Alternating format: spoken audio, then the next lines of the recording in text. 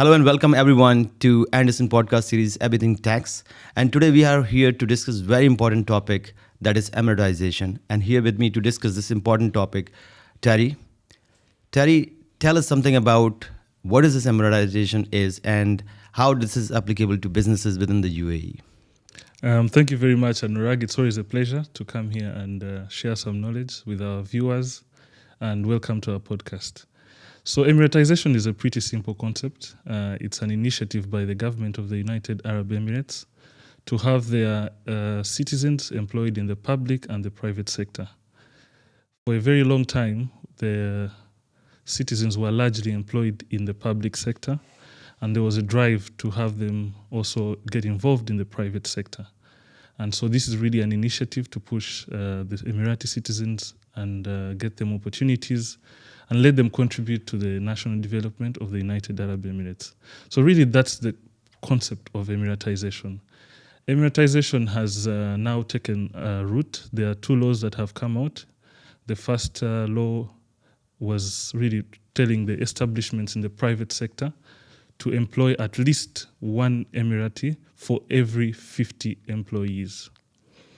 Now, just recently in 2023, in the middle of 2023, a new cabinet decision was released. And that cabinet decision was really to increase the number of Emiratis. So how the new cabinet decision works is that for between 20 to 49, you're to employ one Emirati citizen for 14 sectors. Now, for the 14 sectors, those include, of course, hospitality, leisure, mining, construction, real estate, ICT, professional services, retail and wholesale, and so much more. So if you fall within those 14 sectors, then your threshold is for between 20 to 49 is one. Okay? And then for other sectors out of the 14, for between 1 to 50 is one Emirati. And this will increase progressively in the year 2024, 2025, and 2026 by 2%, which would mean at least one more Emirati for every other year. The target is to have by 2026 employment of 10% of Emiratis in every establishment. I think that's very important development that when you say about these 14 sectors, between 20 to 49, you need one Emirati citizen out there. And I think having Emiratis, the part of the business, brings a lot of productivity, efficiency, and the coverage. I must say that this is very important because connecting with the local regional cultural diversity itself is very, very important. And when it's about 49, so essentially if anybody falls within these sectors and they have 51 employees, it means they require to have two Emiratis. Is there any deadline to complete Emiratisation? Yes, there are several deadlines, and the deadlines do not necessarily attract fines. They attract what they call contributions.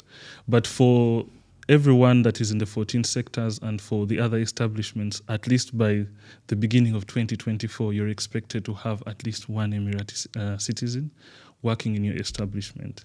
So as the year closes 2023, 2024 is already here. We just have a few days to 2024, and we hope that most of the establishments are compliant. Okay. So what are the key benefits? So when we talk about the benefit, when we look into the organization that we work along and the organization within ourselves, what I really realized that when you have Emiratis on board as your professionals and colleagues working together, it significantly lowers down your cost of labor. I mean, essentially, like let's take example of our own firm itself. When you hire a lot of professionals, which is like qualified professionals, and as the number grows out there, then your cost of labor permit increases to let's say 3,500 dirhams.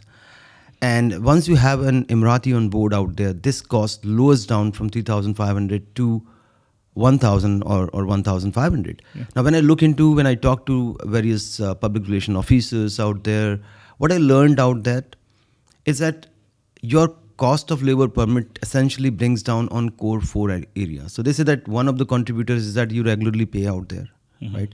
You have more qualified employees.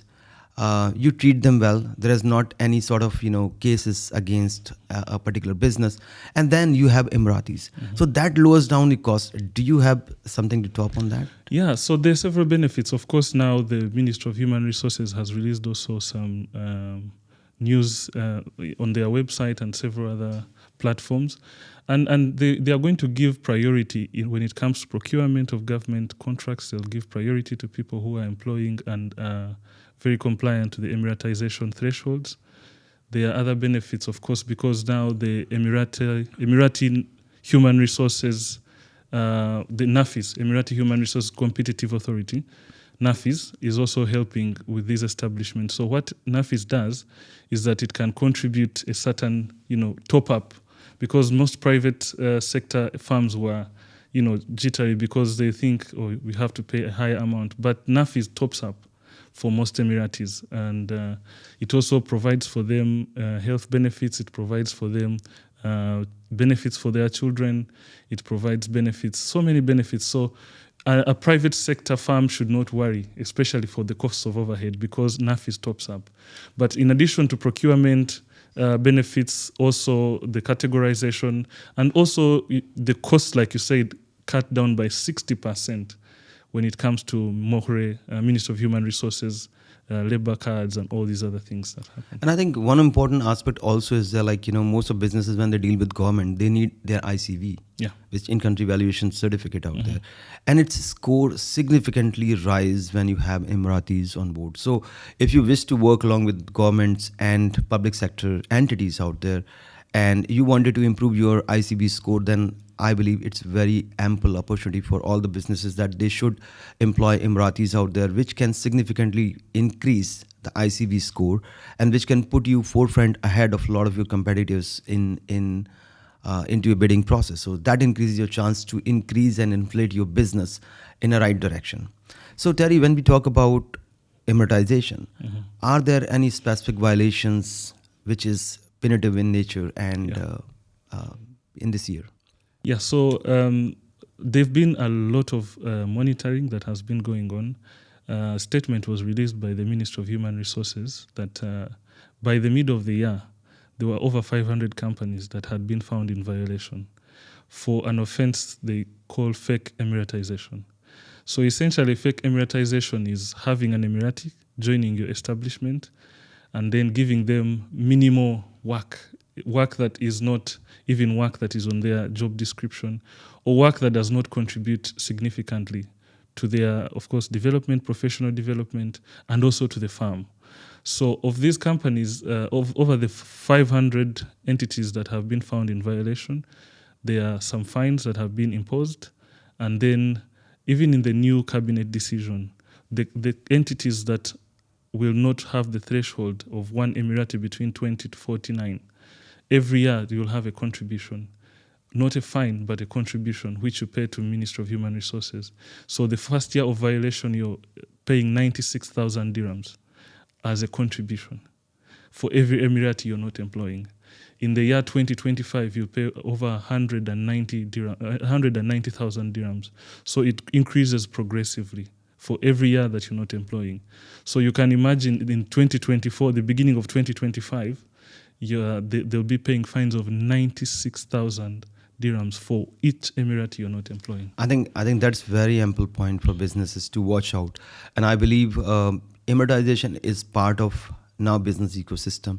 And it is not just only a responsibility that each business have to contribute towards economy of the UAE, but at the same time, this is an enabler for every entrepreneurial business to take their growth journey next step by having the Emiratis increase their ICB scores, lower down your cost of employment across organization, and then create the value proposition that can unleash your potential for growth. Thank you. Thank you everyone for watching us. Stay tuned for more updates and more podcasts from Anderson Everything Podcast Series. Thank you.